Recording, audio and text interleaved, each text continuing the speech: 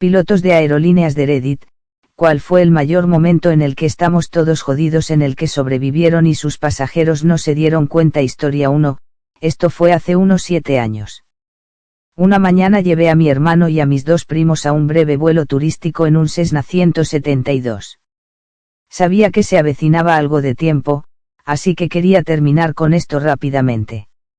Aproximadamente 20 minutos después, noté que las nubes empeoraban y luego se veían algunos relámpagos en la distancia.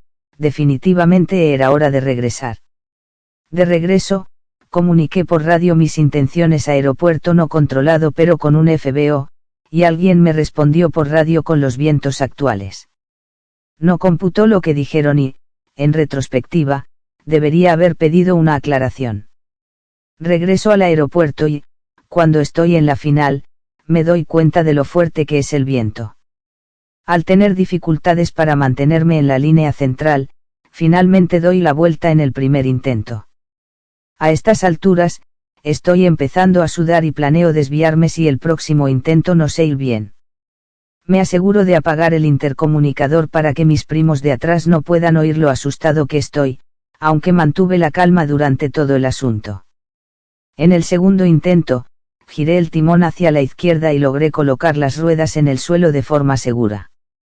Tomo el taxi para estacionar, apago, salto, empiezo a temblar de adrenalina y dejo escapar un gran suspiro de alivio. Mis primos no tenían idea de lo que les acababa de pasar.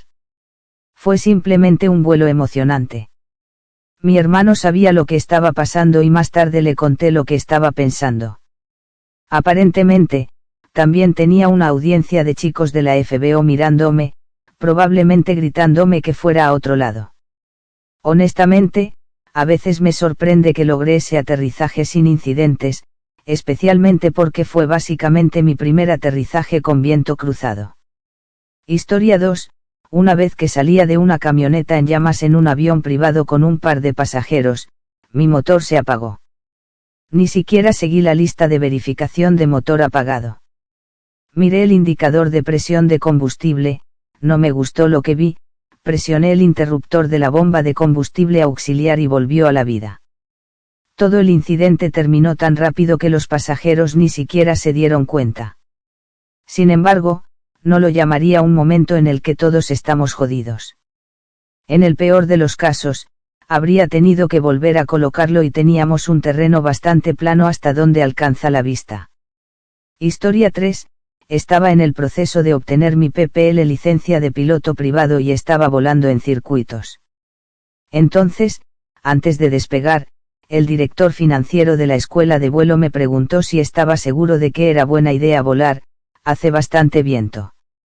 Ese día estaba volando un Cessna 152 con un viento de 15 nudos y turbulencias de alrededor de 20. Honestamente, no sé qué estaba pensando yo o alguien en la escuela de vuelo al dejarme, un chico de 16 años, despegar de todos modos. Algunos circuitos con baches pasan sin problemas. De hecho, tuve una gran práctica para aterrizar en turbulencias. Así que en el último circuito del día estoy en final con flaps a tope, haciendo la velocidad mínima absoluta para acercarme en un Cessna 152, sin tener en cuenta que el aire está súper turbulento. Para aquellos que no lo saben, cuando hay baches, la aproximación debería ir un poco más rápido de lo habitual. De todos modos, estoy bastante cerca del suelo, tal vez entre 300 y 400 pies, y puedo escuchar el viento soplando por encima del sonido del motor.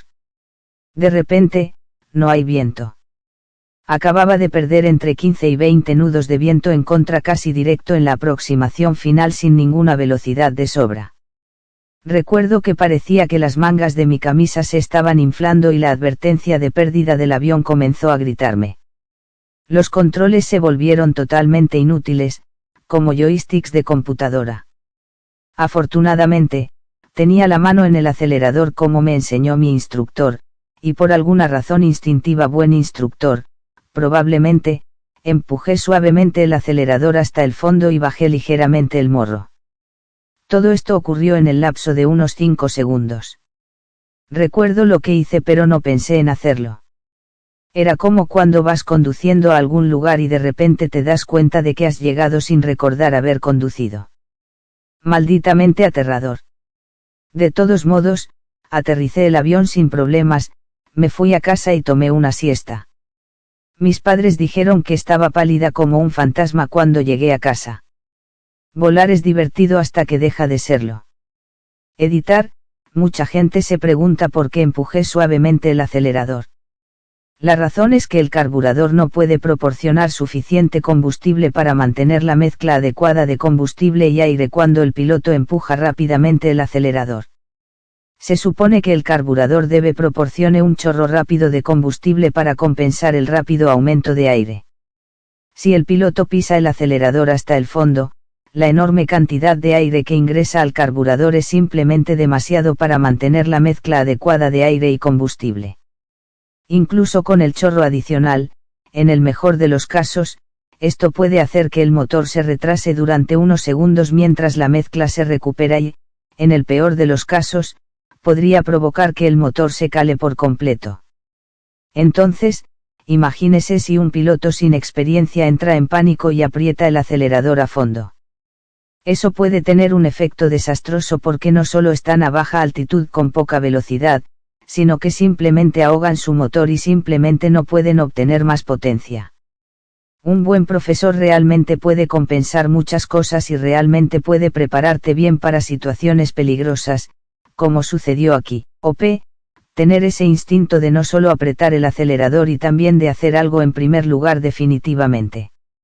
Bueno, no voy a decirlo definitivamente, no soy piloto, pero parece que le salvó la vida. Vida. Buen trabajo manteniéndote fresco bajo presión, O.P. Historia 4. Toda esta historia ocurrió en menos de 10 segundos y debería haber terminado en los titulares de CNN. Piloto militar y no comercial, pero aún así podría haber terminado en desastre. Volando un helicóptero Chinook Ch-47D en Irak a mediados de julio de 2008, la temperatura era de más de 130 grados, lleno con 36 pasajeros a una altitud de solo 100 pies y una velocidad de 140 nudos, más baja y más rápida de lo que jamás volarías. Los Estados Unidos. Llegamos a una bolsa térmica de aire cálido que nos empujó hacia arriba, así que bajé la bicicleta cíclica, parece un joystick entre las piernas para mantener la altitud. Yo era un piloto nuevo que volaba con un veterano de combate que quería que mantuviera una altitud de 100 pies casi exactamente, por lo que no más de 120 ni menos de 80. Inclinar el avión hacia abajo nos impidió subir más, pero inmediatamente nos topamos con una corriente descendente. Y el avión empezó a caer como una roca. Tiré del cíclico lo más fuerte que pude para levantar el morro, pero golpeó mi chaleco antibalas y no retrocedió más. Vi el altímetro bajar hasta los 19 pies y, milagrosamente, comenzamos a subir en el último segundo posible. Durante el informe, el otro piloto, ahora uno de mis amigos más cercanos, que tuvo más de 1000 horas de combate, me dijo que nunca antes había estado tan cerca de morir. No me conmocioné hasta que escuché eso. Incluso escribir esto hoy me da escalofríos. Historia 5, la mía es de hace muchos años, cuando era estudiante de piloto. Tenía 14 años en ese momento y creo que había hecho unas 15 horas y me estaba acercando a hacer un solo por primera vez, pero todavía tenía algunas horas y más aterrizajes para practicar. Estaba haciendo algunos conceptos básicos y preparándome para volver con mi instructor para practicar algunos toques y movimientos por un tiempo. Al regresar, tuvimos que pasar por el espacio aéreo Bravo de DTW, lo que significa que necesitábamos permiso para atravesarlo. Unos minutos antes de que estuviera a punto de pedir permiso, mi instructor se quedó muy callado. Lo miré y se veía muy mal. Pensé que iba a vomitar, así que comencé a buscar una bolsa, pero luego noté que no respira. Descubrí dónde me encontraba y llamé al enfoque DTW, declaré una emergencia médica y dije que mi instructor no respiraba. También les dije que soy estudiante y que nunca antes había aterrizado solo y nunca en un aeropuerto grande. El enfoque de Detroit fue increíble al ayudarme. Me dieron la opción de DTW o Willow, pero Willow habría agregado unos buenos 5 a 10 minutos ya que yo llegaba desde el sureste. Opté por DTW, y fueron excelentes al darme vectores y al mismo tiempo quitar los grandes aviones del camino. Recuerdo haberlos oído decirle a varios aviones que dieran la vuelta y a varios más que se quedaran en espera. De todos modos, me acerqué y realicé el aterrizaje más suave que he hecho en mi vida, incluso hasta el día de hoy. Una ambulancia estaba allí esperándome en un taxi. Resulta que mi instructor, que solo tenía 25 años, sufrió un infarto. Terminó estando bien. En total, desde la primera llamada hasta la ambulancia transcurrieron menos de 10 minutos, todo gracias a ATC y DTW Tower. Historia 6, estaba aprendiendo a volar cuando trabajaba para el gobierno. Entonces, en mi primer vuelo en el que despegué, llevábamos unos 5 minutos subiendo y estábamos haciendo algunos giros suaves. El instructor dice que vamos a regresar porque no se siente bien. Luego toma el palo y parece pálido. Luego comienza a respirar de forma errática y dice que necesito ayudarlo a controlar el avión. Él llama por radio a la torre. Hasta ahora pienso que es una broma. Mayday, Mayday, me explica todo el asunto. Intento hablar con la torre, repetir información, leer indicadores, recordar lecciones, escucharlo y esperar que no se desmaye. Me estaba cagando. El despegue es una cosa, pero el aterrizaje. Aterrizamos como un canguro con un cohete en el trasero. Me sorprende que las ruedas no se doblaran. Deben haber sido 4 grandes rebotes, pero es una gran pista. Velocidad de fregado. Finalmente logra que el avión se detenga y el instructor se desmaya. Él tuvo un ataque al corazón. Sobrevivió, pero solo unos meses antes de que supiera que falleció mientras dormía. Pero él nos deprimió. Nunca continué las lecciones. Historia 7, en este momento soy CFI y estoy volando con un estudiante. Vemos una araña en la cabina. Ahora, estoy bien con las arañas, pero no quiero que distraigan al estudiante, así que las aplasto.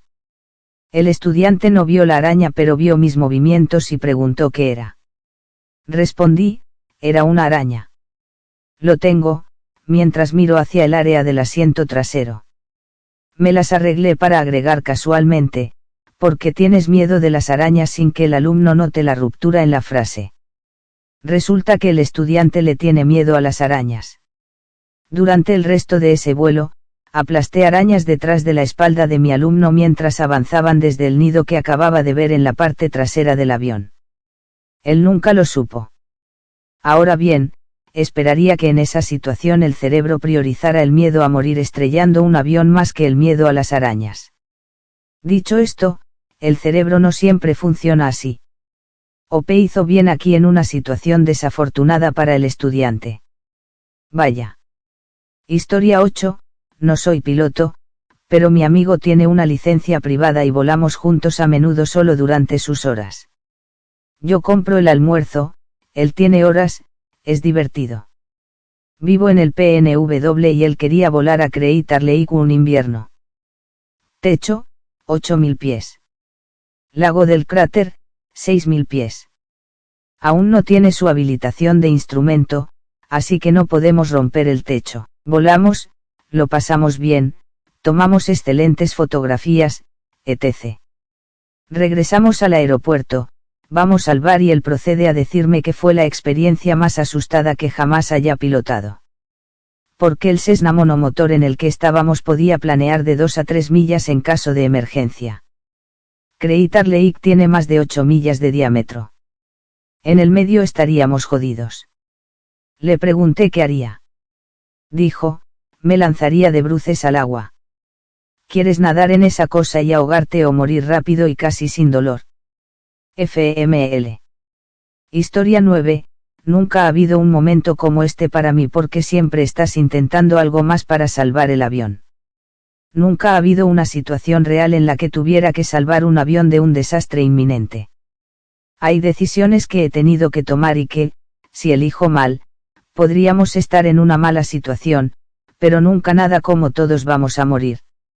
Una vez, al aterrizar en RJ en una pista corta en el noreste, llevaba demasiada velocidad y tomé una ráfaga en el momento equivocado. El avión se elevó unos 3 metros y lentamente bajé el morro. En ese momento me di cuenta de que el lugar donde aterrizaría el avión no me daría muchas oportunidades de detenerme antes del final de la pista. De hecho, probablemente no parará hasta que lleguemos a los árboles al final. Subí la potencia y dimos una vuelta a unos 20 o 30 pies del suelo. Los controladores nos guiaron y aterrizamos sanos y salvos en el intento número 2. En el simulador, hacemos todas las cosas de mierda, e incluso cuando un evento de entrenamiento se ir de lado, todavía intentamos volar la cosa hasta que golpea algo sólido. No puedo imaginarme renunciar alguna vez al avión en pleno vuelo.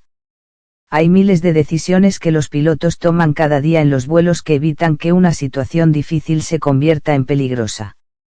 Volar hoy en día es muy cauteloso y conservador. La seguridad es siempre lo primero y nunca se permite que nada se deslice. Historia 10, no del todo con los pasajeros, pero de todos modos fue un error.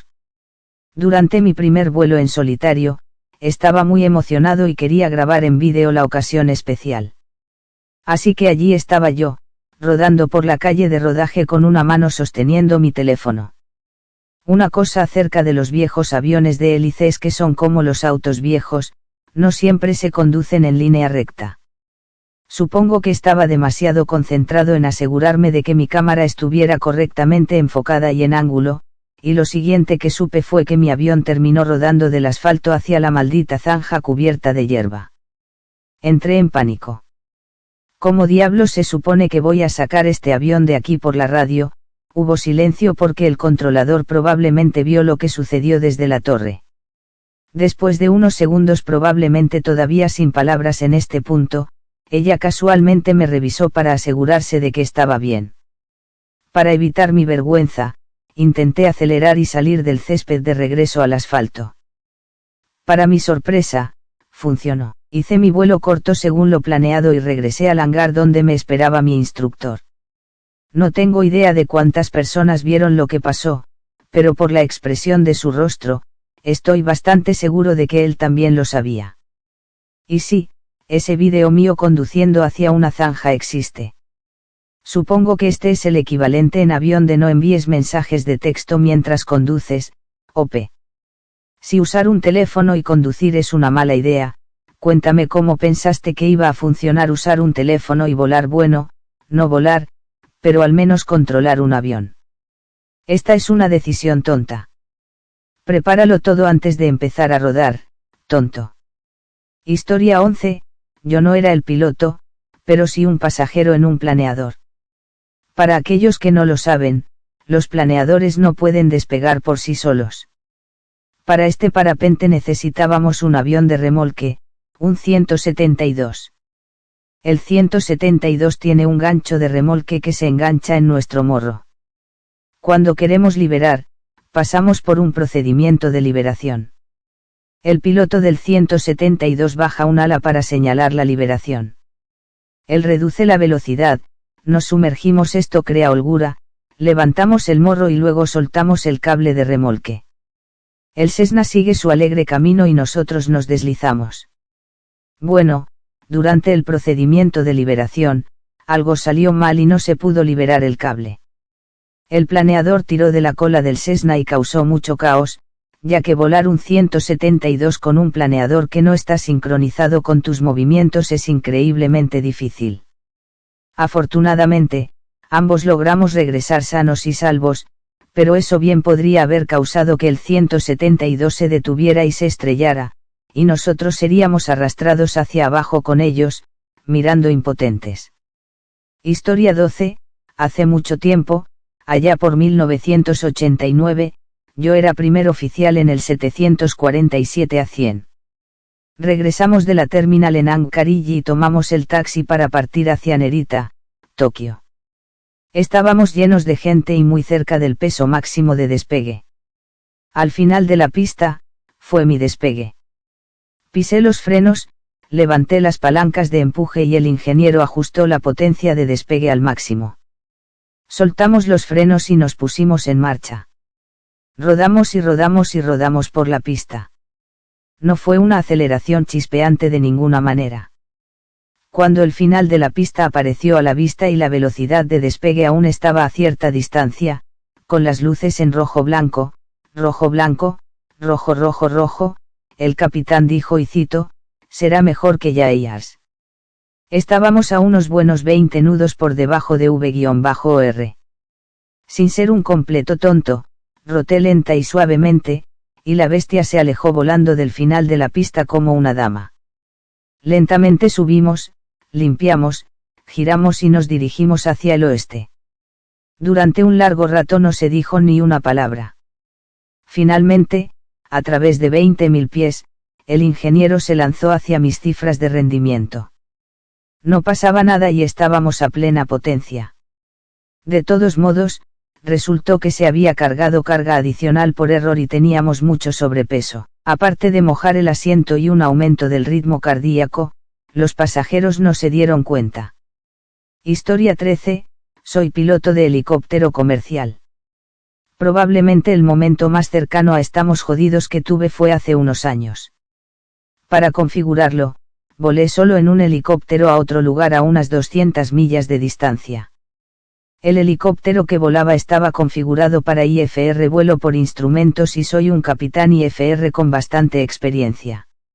Al helicóptero en el que iba no le gusta el hielo.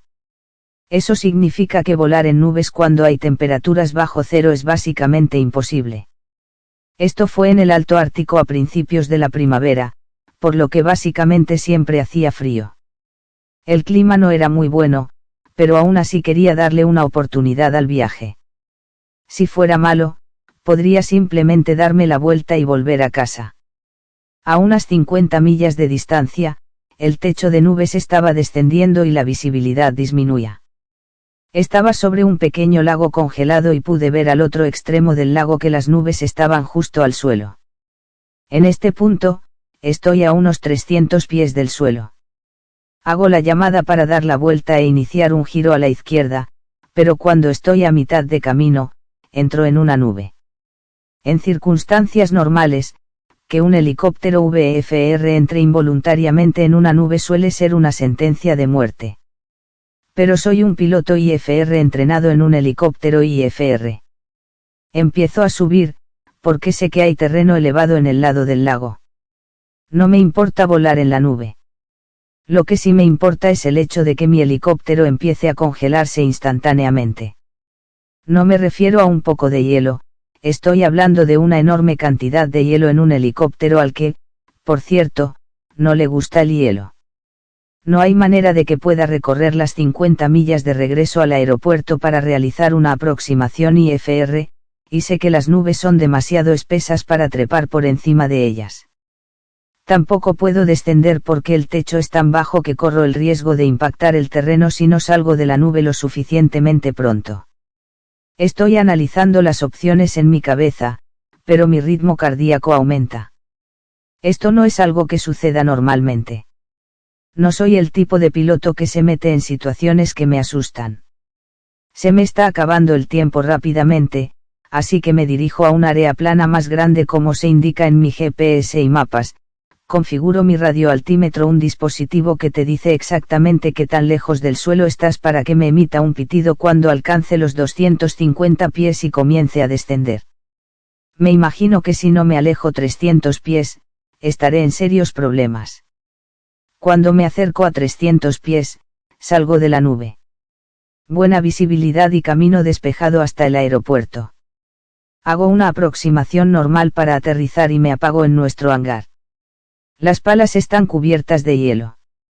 Después de cambiarme la ropa interior, llevamos el helicóptero al hangar para dejar que el hielo se descongele. Al día siguiente, hace buen tiempo y el viaje transcurre sin problemas. Después de volar durante 10 años y miles de horas, fue la única vez que realmente sentí miedo. Me alegro de no tener pasajeros a bordo en ese momento. Historia 14, yo era el pasajero del avión. Era la primera vez que volaba sola, así que fue algo muy importante para mí, de Chicago a Tampa. El camino hasta allí estuvo bien. El camino de regreso a Chicago. Oh Dios. Fue un vuelo comercial aburrido. El avión no estaba del todo lleno, pero aún quedaban bastantes personas. Nos acercábamos al aeropuerto Midway, pero algo sucedió.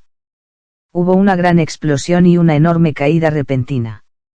Luego, el avión se elevó bruscamente y se alejó, y por alguna razón, tuvimos que ir a Oare. Estamos sobre el lago y nos dijeron que asumiéramos la posición de choque. Yo tenía 12 años. Cuando los asistentes de vuelo estaban en sus asientos y en posición de choque, supe que era malo. Todo el tiempo, el avión se sacude y sube y baja, un momento sin peso, luego una sacudida y una sensación normal. Estábamos tan cerca del agua. Solo estoy pensando que quiero volver a ver a mi familia y a todos.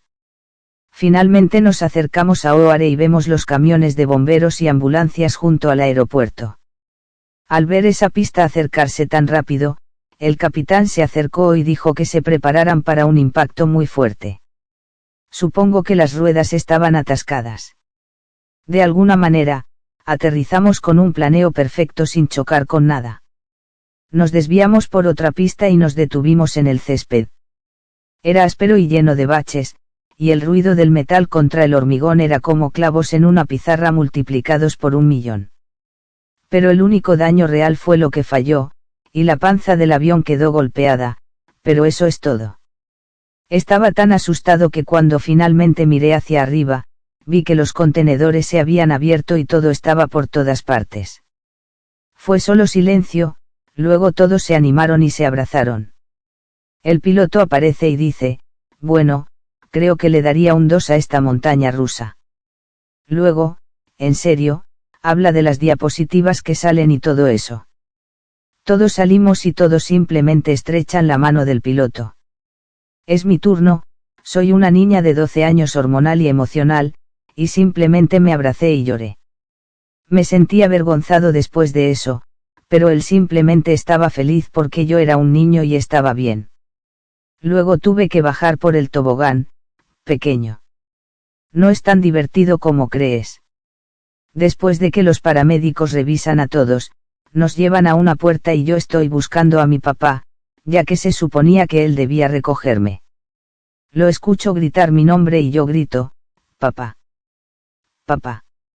El abrazo más feroz que jamás haya recibido de él y una de las pocas veces que lo he visto llorar.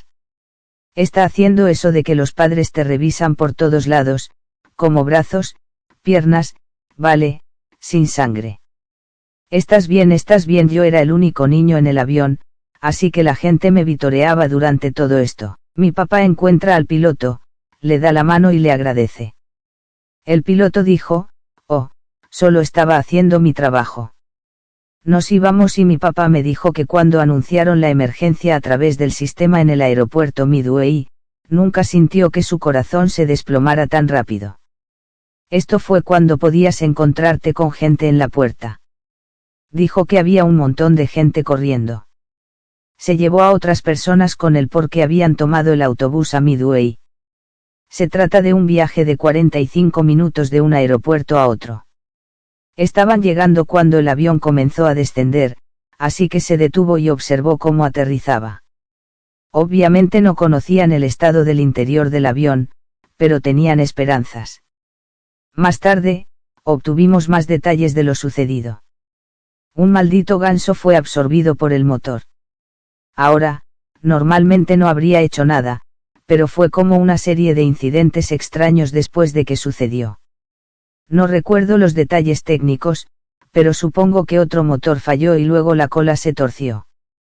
Pensaron al 100% que íbamos a estrellarnos en el lago. Por eso cambió de rumbo. O era una zona residencial y nosotros o solo nosotros. Habían dejado en tierra todos los aviones que debían despegar de Oare, así que supongo que todos los ojos estaban puestos en nosotros desde la torre. De alguna manera, logró mantenernos lo suficientemente altos como para evitar chocar. No sé todo lo que tuvo que hacer, solo que no debería haber podido hacerlo. Mi papá descubrió lo que él y su copiloto ganaban en un año y emitió un cheque por esa cantidad. Mis padres, mi hermana y yo los llevamos a cenar y les entregamos sus cheques. El piloto principal y yo nos mantuvimos en contacto, es como un tercer tío. Bien, todos, sé lo que algunos de ustedes están pensando. Escuchaste la parte de los vítores y crees que es una historia falsa. Es cierto, todos aplaudieron y vitorearon, es un meme bastante común decir, sí, esto sucedió totalmente. Pero quiero decir que creo que existe la posibilidad de que esta historia sea real, y voy a seguir adelante porque no es más emocionante e increíble creer que es real porque no sabes una pequeña suspensión de la incredulidad por tus lecturas de Reddit. Historia 15, sé que esto no encaja en absoluto con el hilo, pero he querido compartir esto durante años.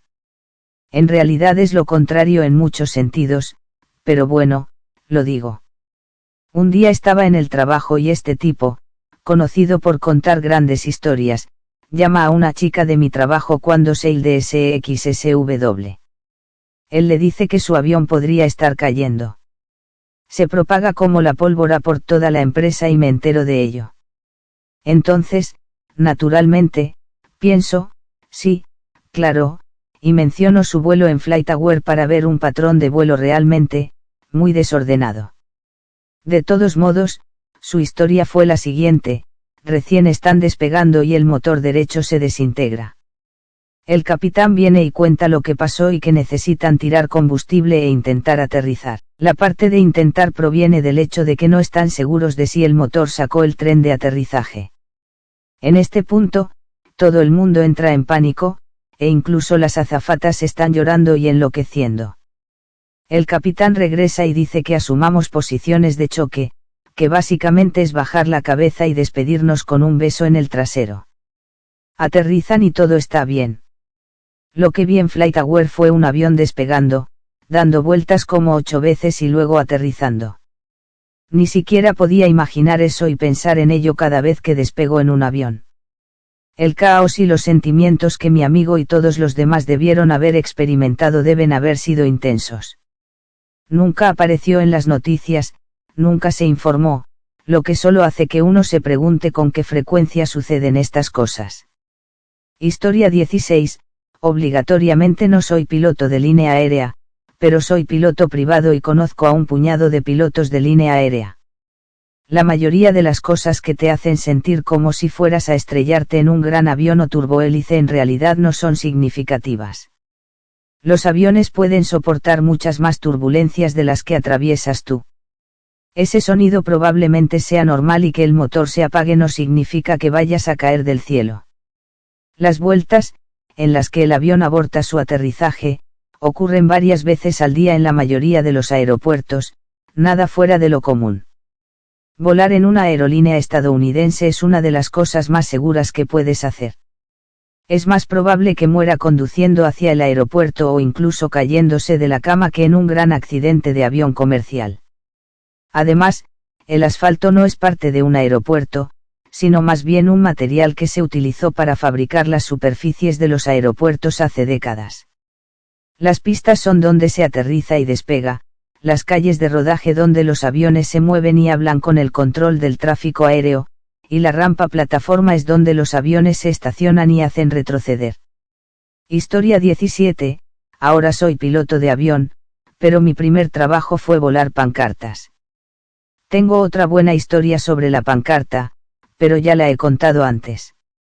No tenía pasajeros, pero tenía espectadores y, desde su perspectiva, nadie se dio cuenta. Un día, como de costumbre, me dieron la tarea de dirigirme a un lugar bastante lejano, desempacar y montar mi pancarta, recogerla y ondearla. La configuración transcurrió como siempre y salí a recoger el cartel. En el remolque de pancartas, la forma en que funciona es que tienes un gancho de agarre al final de un cable que está conectado a la cola del avión. Despegas sin la pancarta adjunta y regresas, descendiendo abruptamente hacia un lazo de cuerda que has colocado en el suelo sostenido entre dos postes, corriendo hacia la pancarta. En el último segundo, tiras del avión hacia el cielo y se supone que el gancho se balancea entre los postes y engancha la cuerda. En mi camioneta, sentí el satisfactorio tirón de la pancarta mientras me estabilizaba, pero algo andaba mal.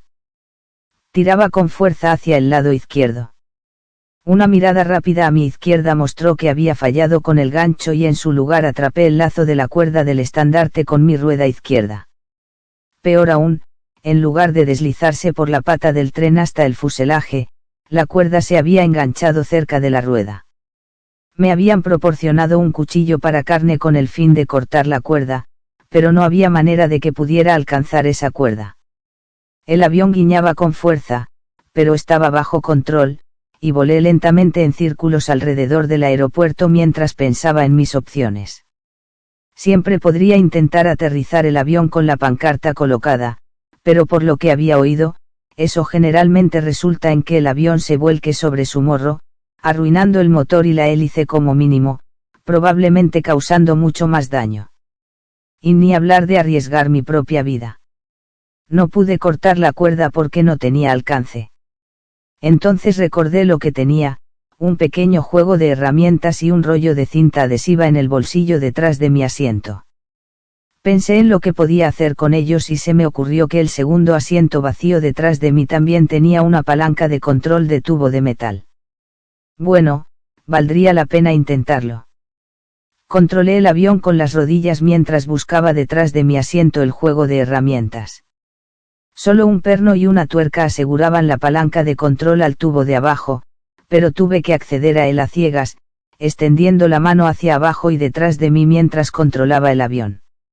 Después de un par de conjeturas sobre qué tamaño de casquillo colocar en el trinquete, lo agarré bien y logré quitar la tuerca y extraer el tornillo. Un rápido pull-up desalojó la palanca de control y, Dios mío, estaba funcionando. El palo medía medio metro de largo y supuse que sería suficiente para alcanzar la cuerda por la ventana. Aún volando con las rodillas, metí el mango del cuchillo para carne en el extremo inferior de la palanca de control y envolví un montón de cinta adhesiva alrededor de la articulación hasta que sentí que estaría segura. Ya era hora de intentarlo. Me alineé de nuevo desde mi lugar de recogida y, extendiendo la mano lo más que pude por la ventana izquierda mientras luchaba contra el rebufo, pude tocar la cuerda. Cuando llegué a mi objetivo, comencé a cortar salvajemente la cuerda, pero la cortó con sorprendente facilidad. Sentí que el avión se tambaleaba mientras la pancarta volvía a caer al suelo. Aterricé el avión y me tomé unos minutos para respirar, pensando en lo que acababa de pasar y qué hacer a continuación. Se me ocurrió que podía hacer un nudo en la cuerda y simplemente volver a levantarla, y eso fue lo que hice.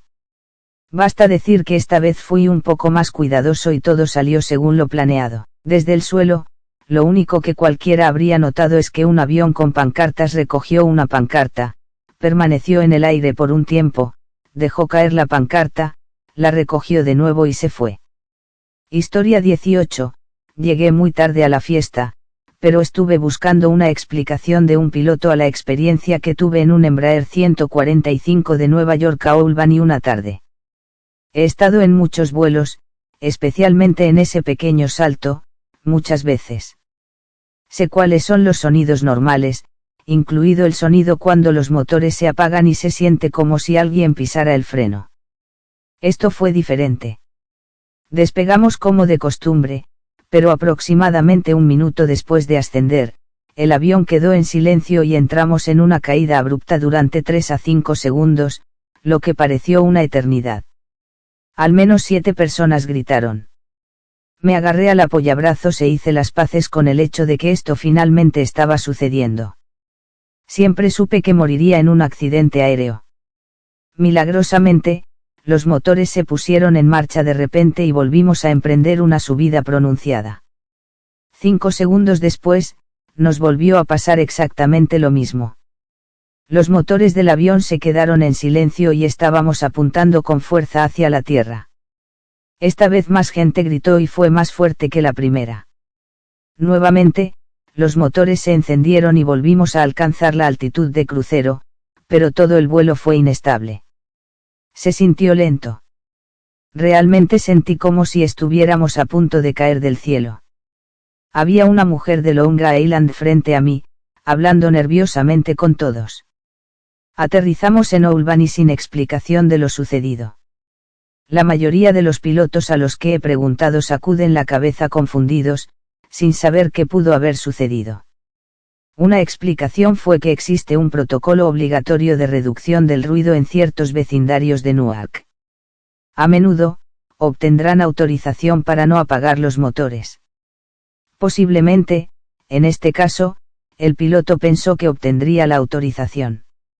Los agentes del tráfico aéreo dijeron que no e hicieron que el piloto retrocediera y volviera a descender a cierta altitud, y lo hicieron de la peor manera posible. Para los pasajeros que no son pilotos, esto me parece una tontería, pero es todo lo que tengo. Esta experiencia me traumatizó un poco, por lo que una explicación real sería genial. Bueno, odio decirlo, pero esa es la última historia que tenemos, y ni siquiera es una historia para el mensaje. Lo siento, tampoco tengo una respuesta para esta. Es solo esta publicación, el misterio. Qué manera más divertida de terminarlo. Aunque suena como un sueño, o una pesadilla, supongo. El hecho de que sucediera no una, sino 2 veces, me asustaría muchísimo. Además, si la gente gritaba y el piloto sabía algo y no era un problema, deberían haberlo dicho, ¿verdad? En lugar de dejar a todos en la oscuridad y aterrorizarlos por sus malditas vidas. De todos modos, esto suena extraño y parece un sueño febril para ti, Ope. No voy a mentir, pero si sucediera, no me hubiera gustado estar en ese vuelo. Traumatizado ni siquiera lo resume todo. De todos modos, como dije, última historia por ahora. Muchas gracias por mirar. Espero que tengas un maravilloso día o noche, estés donde estés, y nos vemos en la próxima.